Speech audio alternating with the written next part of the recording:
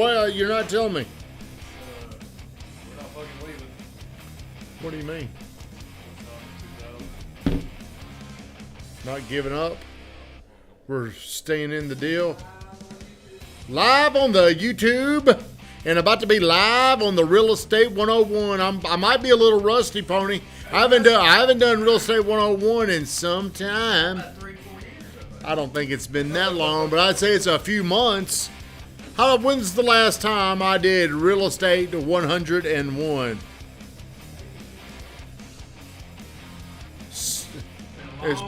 It's been a long time. Hello, everybody. I'm on here. Do me a favor, like, comment, and share the stream. We're having an emergency press conference talking about these interest rates. A lot of people have never been in a raising mortgage rate environment. Do you know what that means, Jish? I'm sorry. No. Do you know what it means? No. Whenever rates go up, I'm going to break down 5 things that you need to know. If you can guess one of the 5 I'm going to say, Josh, I will reward you for lunch. What are the 5 things? What are the 5 predictions I'm going to have for a mortgage rate increase? What would be one of 5 outcomes? Higher monthly payment. Well, I do have that in there, but I didn't say it like that. I said it a little bit more professional. It's my number one reason. As always, whenever we do the real estate show, we do give a shout out to somebody, and I don't know which hand. I think it would be, am I pointing at the Premier Mortgage Group right now? So if you have any mortgage questions, get with these guys right here. If you have any questions about what's going on right now, if you're looking to buy or sell a house, this affects you. So number 1, whenever rates go up, is anybody following what the rates have done? Does anybody know? Going up. They going up. Liliana, good day. Hello. Hayden, where's my link? What link? Blue jean, babe. Huh? Do I get lunch? No, I was just kidding. It's a joke. Just see if you're paying attention. So rates, could you put this up right quick, Van? Could you put this on the screen? So pay attention to this, and you can see it, but I will say what this means. I will go over it. Oh, fancy. Look at that fancy thing. Okay, so if you're looking, the purchase price is at the top, in the blue. Can y'all see this? So it's kind of weird how this is. We ought to go from the other direction, but let's say if you're going to buy a $440,000 house. Can you see the difference in payments between 3.75% and 5%? So what is that, $330 a month? Here's the problem. The problem is most people are going to qualify. They're going to go out and shop at where their limit is because they see a house and then they had to go up a little bit. And the next thing you know, they're capped out. And whenever these rates start to tick up, you see a lot of buyer angst. They get very feisty. Then whenever home inspection comes back, they start looking for reasons to bail on these deals. It gets very, very shaky. So if you're at 3.75, look at the difference. And some people are going to say, well, that ain't a big difference. Well, if you're going up to $800,000 instead of $300 a month, it's $600. We've talked about that. Can you make sense of that? And I remember telling all of our people around here that the best part of where we were 6 months ago was the home prices were high, but the rates were low. Like I bought $2 million worth of real estate with a real estate or mortgage rate at 3.125%. Think about that. That rate, Cameron, is locked in for 30 years. If these rates go up, this don't matter to me because I'm locked in. It's going to matter on the next things that I buy. But if you're somebody out there and you've got a rate locked in right now, 3.75%, you've got equity in your rate. Are we locked up, Van? No, we're good. Keep going. You're making me nervous in there. So number 1, the biggest problem you're going to have whenever rates go up is your purchasing power will decrease. So if you, at 3.75, you could buy a $440,000 house for $2,038. Now, look at this. You could buy a $380,000 house now. Do you see that in there? Do you see that, Cameron? Or are you bullshitting me? You promise?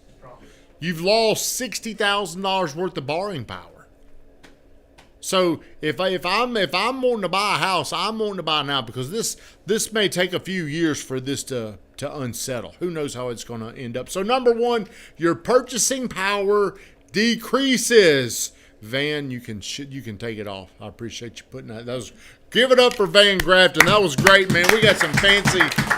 Who thinks that's a hell of a job by Van getting that artwork up there?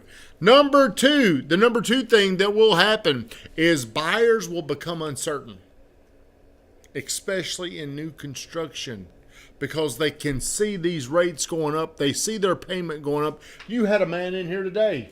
He's not going to be in his house until November. He's already hitting the panic button. So when he's closing, October, November? Probably October, yeah. So people are qualifying today with a rate at like 4.3%. But what if by the time they buy, it's 5%? Stab in the neck. So what they do is they're in the future and they're uncertain. It's March 20. What's today? March 20, good job, Remy. Shit, you're on top of stuff. It's March 23rd, but Josh's dude is already living in November. He's already freaking out. We're not even there yet. He's very uncertain. He's scared. He don't know what to do. So, Josh, what are you going to have to do with this mine? It's a little thing called a float down rate. Yeah, but right now, just understand, I told you this morning. People make a decision today. They have not made the ultimate decision.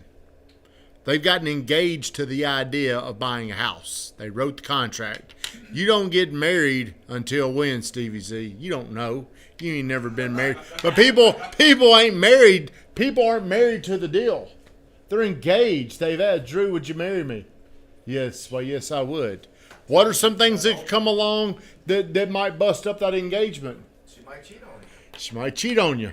She could have debt you don't know about. She could have debt you don't know about. She gained a lot of weight. Well, let's what's up, Amanda? Well, let's talk about it from this perspective. How could I get engaged to the idea of a house, and before I married it, how could I cheat on it? You could bail out with the inspection. Well, that would be an argument. We had a little argument. Bus, I'm done with you. Hey, I could cheat on you because I saw another house. Go buy another one. I could have seen this house. Now I'm uncertain. Did I find the right one? That's what's going on right now. People can't make logical sense when they're uncertain. They're ruled by fear. Number three, you will see this, okay? This will help buyers out if they'll be able to move forward. You're going to start to see a leveling off of home prices. Prices will not continue to go up because people don't have the purchasing power that they had. Does that make sense? So what we'll see is prices will eventually start to run out of steam a little bit. Thank you. Was that you, Josh? Good job, buddy. Good job. It wasn't bothering me. So over the last 4 or 5 years, rates have been so low, prices keep going up, and that's a whole different reason why these prices are going up so fast. But people can make sense of these crazy payments, like a $440,000 house is $2,038. What is a 3-bedroom apartment rent right now? Does anybody know? Depends on 1600. but I've heard upwards of 19, like at the park in Murfreesboro. I've heard they're around $2,000. So that's what you're going to compare to a rent versus what you could own. $440,000. At one time it was $2,038. But you know that rate that I showed you a second ago, at one time it was in the high twos. So imagine what a $440,000 house payment used to be. Probably at one time was definitely in the 1900 and something range. Think about that. So you will start to see home prices. They're going to run out of steam. So if you're a seller and you want to sell, you're kind of hitting that point of where it's time to sell. And you will start to see more houses coming on the market. Number 4, homes are going to start to sit on the market a little bit longer. Like right now, how long does it take for a house to come on the market, and how long is it before it is sold? Who can guess? And it's $440,000. Let's just put the number out 3 there. days. Do you think it takes 3 days? 3 minutes. Before it even hits the market. Well, it probably is official in the system after 3 days, but how long does it take before they get an acceptable offer? Negative 3 days. Oh, okay. So what this does, it creates a lot of urgency for buyers. If I'm showing my husband here, Stevie, a house, and we're looking at it, and he's like, honey, we better buy this thing because it'll be gone. We feel like that. All the psychology completely changes when it goes from 1-2 days to the next thing you know, it's been sitting on the market for 15 days. This will change. You'll just see buyers their psychological way they act. It completely changes. It'll go to a more uncertain state, and then it might be, well, I'm not going to pay over list price. I want some closing costs. I want my closings paid. I might pay you 95% of what you're asking me. The psychology completely changes. Now, here's one variable that could really affect how the market reacts to this. The biggest problem we still have, people buying $400,000 houses, the biggest giant that we battle are the hedge funds. Do you know what a hedge fund is, Josh? I know what it is, but I don't know the direct definition. Well, just give me your definition. It's a big old company that has a lot of money that just buys shit. Specifically, what shit do they buy? Houses. They buy houses. So they'll come in and your house is on the market and everybody else, they're starting to see it's been sitting a little while. I'll just come and say, man, I'll just pay you what you want. To me, it don't matter if you're asking $440 or $429. As long as these rent numbers make sense, I'm going to buy it. They're buying residential property the same way people make sense and value a commercial building. Well, this $440, I can rent it for $2,200 a month. So we can, based off our math, we can pay you this, and we'll gladly pay you this. That's what's happened over the last 10 years. Sellers, though, have gained so much equity by doing this.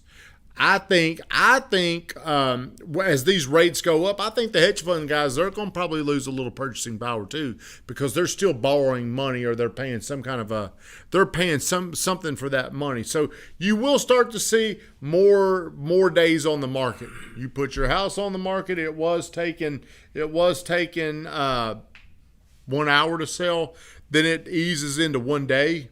The next thing you know, it's 2 or 3 days, and that leads us into to another thing is you will eventually see bigger inventory. Right now, the inventory that we have, and what I mean by inventory is if I were to hold up all these things right here, and these represented houses, we roughly have about 200 of them on the market right now. That's less than a month of supply, which would mean this. If I had 200 homes to offer, the market would gobble it up within weeks, maybe a week, maybe quicker than that. So whenever you're talking about the absorption rate, I would be implying this. I've got 200 homes that are on the market with no new homes coming on the market. New being existing or new construction homes. Nothing new comes on the market. It would probably be gone within a day. It's like this. Right now, what's going on, a good comparison would be Josh does not know how to do a fire. But I talked to him today. How do you handle a fire if you've got a log on there and it's kind of smoldering down and it's about to go out? What do you do?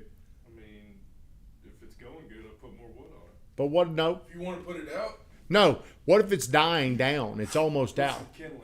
air, yeah, you blow on it. Get Oxygen. that iron rod. And You get the iron rod and you poke it and it sparks back up.